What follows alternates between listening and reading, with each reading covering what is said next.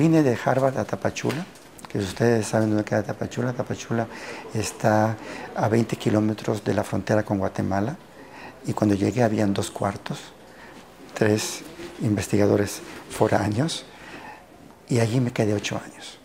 Ahí aprendí paludismo. Ahí empezamos a trabajar en entomología, epidemiología, nos metimos con cosas muy interesantes con la NASA, con otras universidades. Pero lo más importante era esto. Mi visión era que teníamos que desarrollar un centro de paludismo.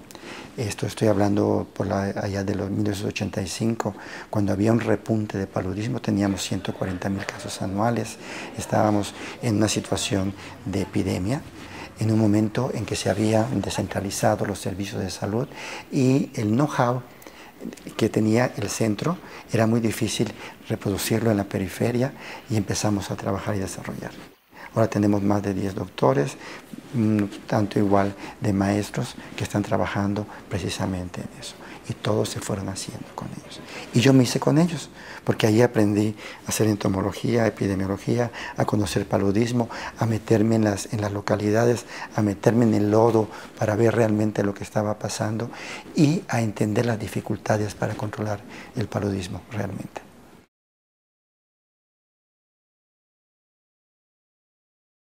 Para esto también teníamos una balanza romana con la cual pesábamos nuestro insecticida.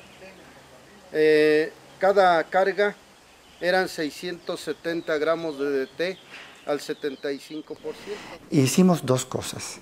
Una cosa fue pues, que no podíamos seguir manteniendo el rocío con DDT. El DDT, sabíamos que había resistencia de los mosquitos desde la época de la erradicación, ya había resistencia, y tenemos multiresistencia en toda el área palúdica. Y entonces inventamos una forma de cómo rociar insecticidas con bajo volumen, de manera que pudiéramos rociar toda el área, pero con menos insecticida y mucho más rápido, y no usar DDT. Y es lo que llamamos el trabajo volumen para rociado intradomiciliar, que empezamos a usar carbamatos o piretroides, y con eso funcionaba, con costos similares al DDT, con una rapidez para rociar que era, en lugar de hacer 8 casas que hacía un par de operadores al día, después cuando esto se implementó en la campaña, llegaron a hacer hasta 40 casas en un solo día, lo cual mejoró la forma de el tratamiento de las localidades, porque en lugar de tomarnos los 6 meses que toma rociar una localidad de 3,000 en casas, lo hacíamos en una semana. Y con eso le dimos un empujón más a bajar esto.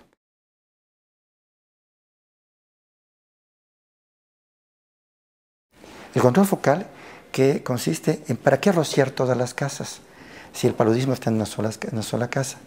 Y entonces lo que hicimos era rociar únicamente la casa de los pacientes que habían tenido paludismo el año anterior o los nuevos que aparecían, y darle tratamiento durante el tiempo en que venía la transmisión.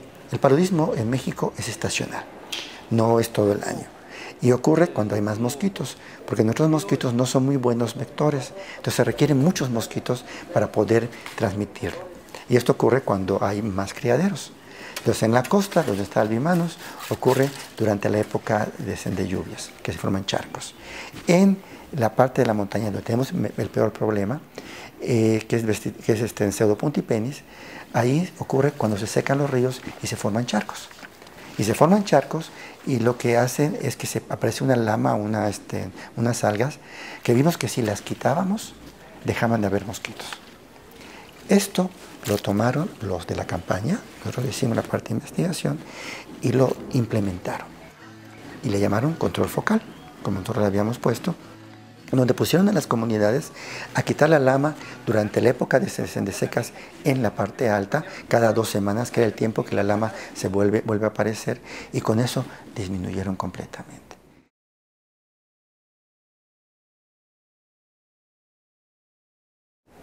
El 95% del paludismo en México, más bien el 98, casi 99, es por Plasmodium vivax. ¿Y qué pasa con Plasmodium vivax? Que uno lo trata al paciente y pues se cura, pero se quedan unos parásitos dormidos en el hígado que se reactivan. y hemos visto que se reactivan precisamente durante todo el tiempo. Por una parte de ellos se va a reactivar a la siguiente estación de transmisión. Entonces aparece la semilla para que ocurra esto. ¿Qué hizo la campaña? Meter a estos pacientes, seguirlos para evitar que recayeran, y con esto se disminuyó. Logramos un abatimiento para el 1997, ya teníamos unos 5,000 casos anualmente. En el 98 hubo un brote, que se debió a que durante el 97 tuvimos un huracán que entró a las áreas, que se llama Paulina. ¿Y qué ocurrió con ello? Que deslavó los lechos de los ríos, y durante la estación del 98 de secas hubieron más mosquitos. Y hubo un brote, y se controló con control focal, con bajo volumen intradomiciliar. Primera vez que en México se controla el paludismo con estas medidas sin usar DDT, y al año siguiente ya no teníamos. Esta es una forma de lograr cambios de política.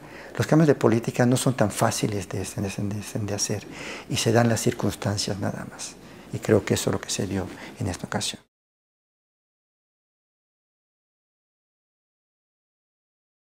El Global Environmental Fund después propuso un trabajo que se hizo con Centroamérica y con México para eliminar el DDT de toda el área, en malaria.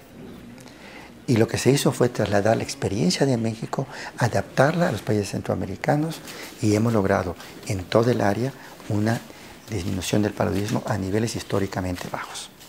Y esto con esta forma: manejo ambiental, trabajo comunitario y nada más.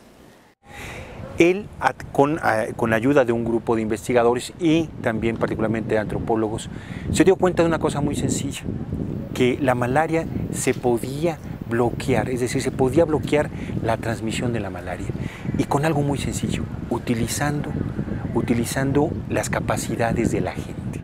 Los primeros ejercicios que realizamos de combinación de informática y geoinformática fue precisamente la identificación de áreas susceptibles a los criaderos de Anopheles albimanus, pero también después fuimos construyendo una serie de modelos estadísticos con una referencia geográfica, precisamente para ir estableciendo cuáles son las variables asociadas precisamente al riesgo de transmisión de paludismo.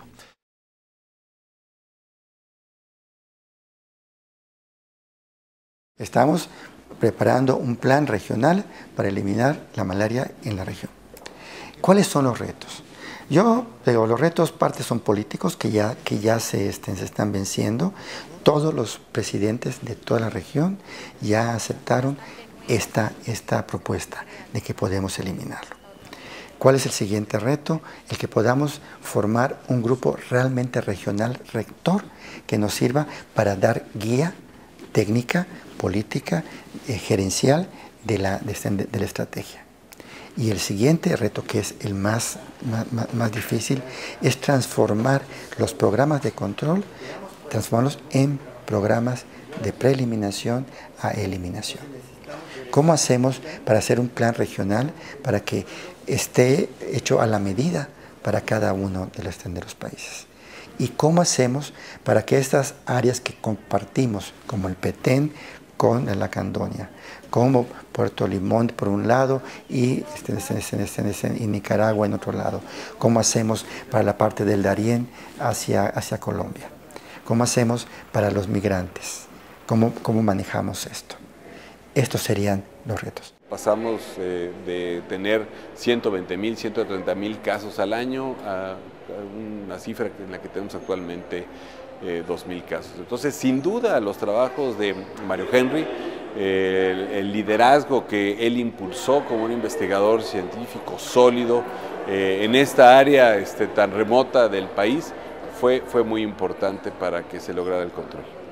Su trayectoria, como yo la vería, es de un formador de recursos humanos, de capacidades, es un innovador y es un integrador, realmente. Esa es mi visión. Él integra conocimiento y lo pone al servicio de la sociedad. He admirado siempre su capacidad de análisis, esa manera tan brillante para ver más allá de los problemas y siempre estar preocupado por la gente, siempre buscando que la solución de los problemas esté asociado directamente con la gente.